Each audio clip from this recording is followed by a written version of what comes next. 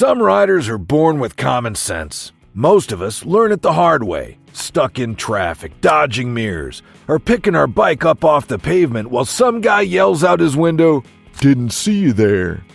Beginner riders don't realize it, but traffic is where your survival skills are built. It's not about going fast. It's not about getting flattened by a minivan. And most of the dumbest habits, they don't even feel dangerous until it's too late.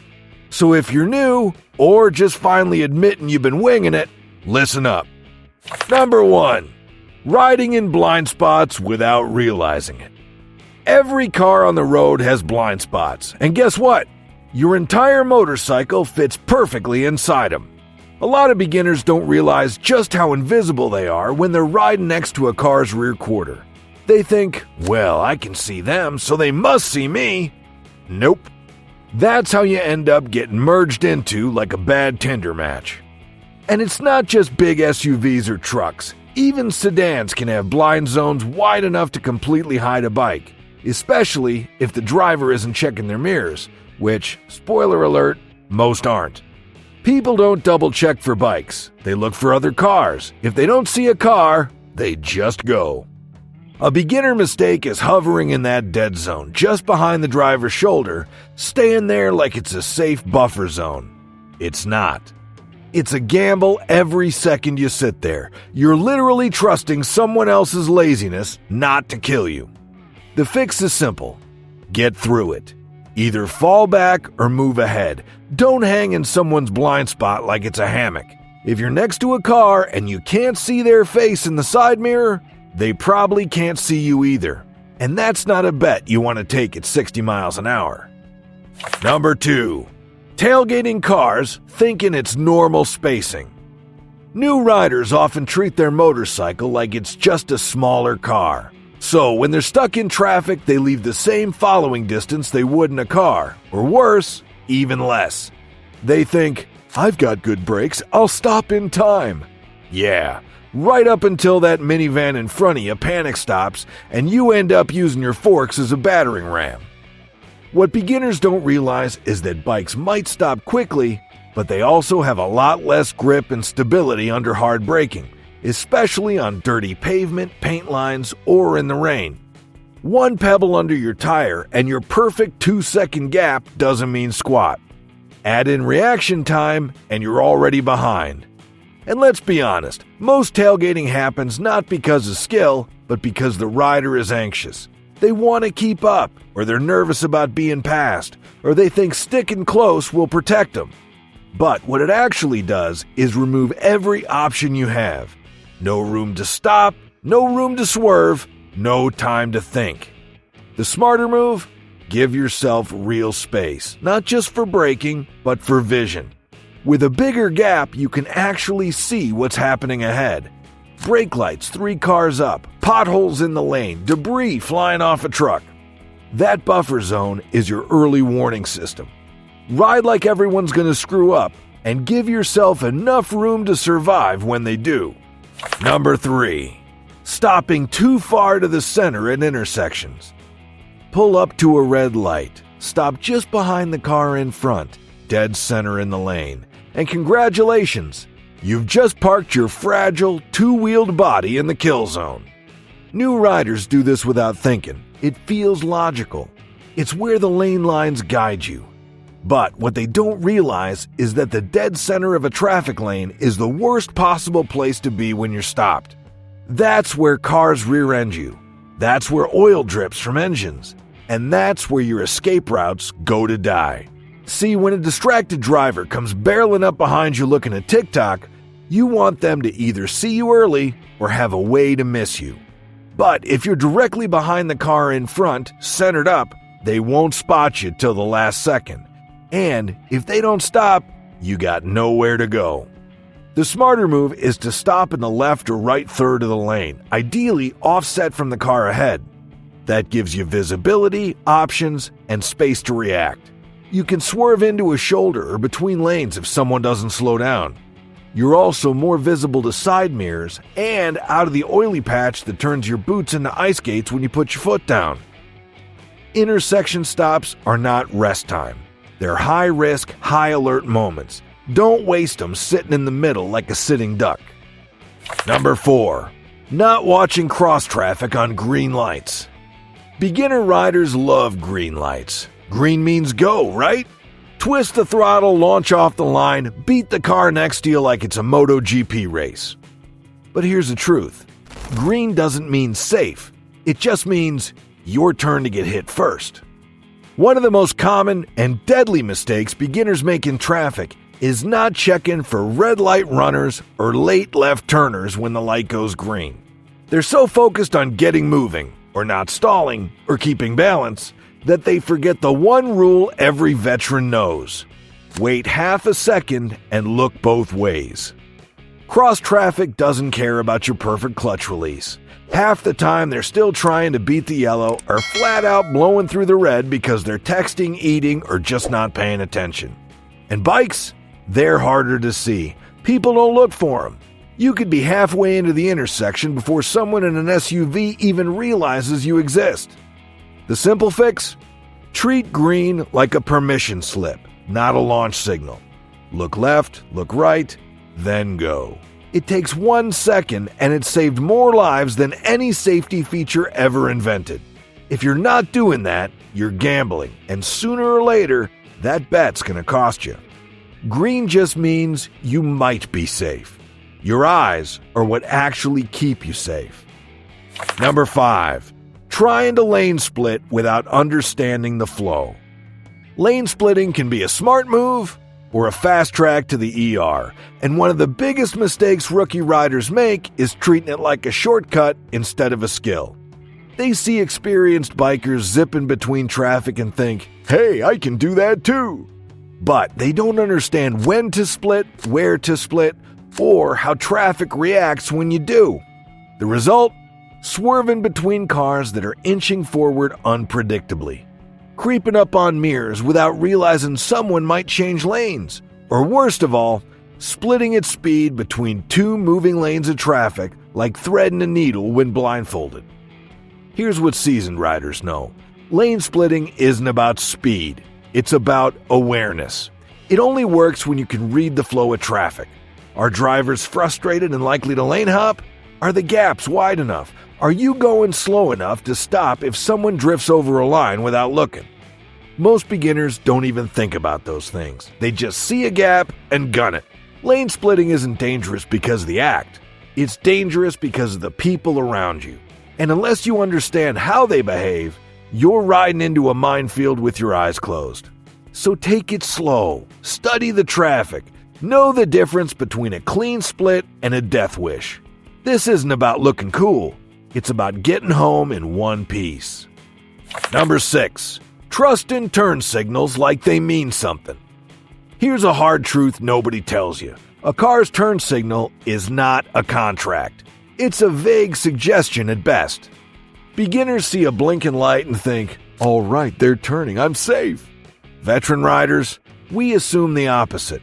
That blinker means nothing until we see movement. Because here's what actually happens. People forget their signal's on, or they turn it on and don't turn. Or they fake left while checking their GPS and swerve right across your lane like it's a game of Mario Kart. If you're riding in traffic and you're basing your decisions on someone's blinker, you're just volunteering to get hit. This goes double for merging traffic. Just because a car has a turn signal on doesn't mean it's going to merge, or that they're even aware you're there. Some folks use blinkers as a last-minute oh crap fix. Others use them as a warning light before they do something dumb. Either way, they're not for you, they're for them. So, what do you trust? Movement, wheel direction, brake lights, head turns, anything but the blinker. You ride like the car has no idea you're there and the blinker was taped on during lunch break. Turn signals are like horoscopes. Sometimes accurate, mostly useless, and believing in them too hard just gets you hurt. Number 7. Hovering in neutral at stoplights. It might feel chill to pop into neutral at a red light, stretch your hand, and relax for a few seconds. But it's also one of the riskiest things you can do in traffic as a rider. Why? Because it turns you into a sitting duck. When you're stopped in neutral, you're not ready. If a distracted driver comes barreling up behind you because they're texting or daydreaming, you've just robbed yourself of the one thing that could save your life: an instant escape. Clutch in, first gear, eyes on the mirror. That's the golden rule. You want to be ready to launch forward or lane split out of danger the moment you see something sketchy. But beginners often think, but I'll just shift into gear if I need to. Yeah, if you notice it in time. If your hand doesn't fumble the shift. And if you haven't zoned out. And that's too many ifs when you got 2 tons of SUV closing the gap behind you. This isn't paranoia, it's preparation. Seasoned riders stay in gear and keep their thumb on the kill switch, eyes flicking between mirrors and cross traffic. Neutral is for the parking lot, not the battlefield of city traffic. Comfort feels nice until it gets you flattened. Keep it in gear, stay sharp, and leave the daydreaming to people with crumple zones. Number 8. Not positioning for escape routes in traffic. One of the smartest survival tactics in traffic is also one of the most overlooked. Always having an escape route. And yet, beginner riders constantly box themselves in like they're playing Tetris with 2-ton SUVs. It happens all the time. You pull up behind a car, there's another one behind you, and you're sandwiched in with no exit. Or worse, you're riding in the middle lane with cars on both sides, a median to your left, and a dump truck creeping up fast from behind. If something goes wrong, your only option is to pray. Experienced riders treat traffic like a chessboard. They think 3 moves ahead. That means always leaving a gap to your left or right, whether it's between lanes, near the shoulder, or beside a parked car. You want space you can dive into, even if it's for just a second, to avoid being rear-ended or sideswiped. It also means not lingering in between 2 vehicles at a red light unless one of them has already passed the line and blocking traffic for you. And it definitely means not parking yourself directly behind a car that can roll backward or suddenly reverse. Escape routes aren't just about crashes. They're also useful when a driver starts acting weird, swerving, texting, slamming on the brakes, or any of the usual daily chaos. You need to be able to vanish out of their line of fire immediately. So look for gaps, read the flow, and give yourself options. A bike's biggest advantage is agility, so don't waste it sitting there like a bumper sticker. Number 9. Using the rear brake only in panic situations. New riders hear all kinds of conflicting advice about braking, some of it flat out dangerous. But one habit that crops up a lot in traffic: slamming on the rear brake like it's the safe option when panic sets in. You've seen it. Beginner hits the rear brake hard, locks it up, and suddenly the bike's skidding sideways into traffic. Why? Because they ignored the front brake entirely, or didn't know how to use it properly. Here's the truth. Your front brake does 70 to 90% of your stopping. It's not scary, it's science. When you brake, weight transfers forward, giving the front tire more grip. That's where the stopping power lives. If you don't use it, you're not braking. You're just slowing slightly and hoping physics is in a good mood. Now, yes, there are times when the rear brake helps, like stabilizing at low speeds or in gravel. But in traffic, you need to train yourself to instinctively use both brakes correctly with proper pressure, not just stomp on the rear like it's a panic button. Too many new riders treat the front lever like it's a grenade pin. Touch it and you'll go flying. That's nonsense. With good technique, progressive squeeze, upright bike, smooth inputs, you can stop hard and safely every time. So practice it. Find a parking lot. Learn what your brakes feel like when they bite. Because when that car cuts you off in traffic, your rear brake won't save you, but your front one might. Number 10. Assuming drivers see you because you're loud. There's a myth that's been echoing through parking lots for decades. Loud pipes save lives. It's catchy, it sounds tough, and it gives riders a false sense of security. But in traffic, that mindset will get you killed. Here's the problem. Your exhaust is pointing backward. The driver in front of you, who's about to change lanes into your path without looking, can't hear you. And even if they could, modern cars are practically soundproofed bunkers. Between road noise, music, phone calls, and kids in the back seat, your rumbling V-twin might as well be a gentle breeze.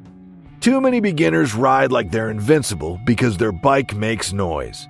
They assume the growl of their engine gives them presence. But presence doesn't come from volume. It comes from positioning, movement, and visibility. If you want drivers to know you're there, don't rely on sound. Ride where you can be seen in mirrors. Make deliberate movements. Tap your brakes to flash your taillight if needed.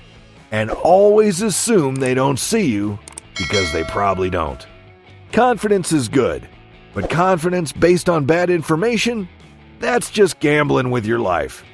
Loud pipes might get you noticed at bike night, but in traffic, they're not saving anything, especially not your skin. Number 11. Changing lanes without prepping an exit plan. A lot of new riders think changing lanes is just about checking your mirror, signaling, and leaning over. Technically, sure. But in traffic, real traffic, it's a whole different game. Because where you're going matters just as much as how you get there. The mistake? Beginners often change lanes without thinking 2 moves ahead. They see a gap and dive in, only to realize the car in front is braking hard, or there's a semi up ahead eating the lane, or they just box themselves in with no space to escape. Now they're stuck with nowhere to go and no time to react. Experienced riders treat every lane change like a chess move.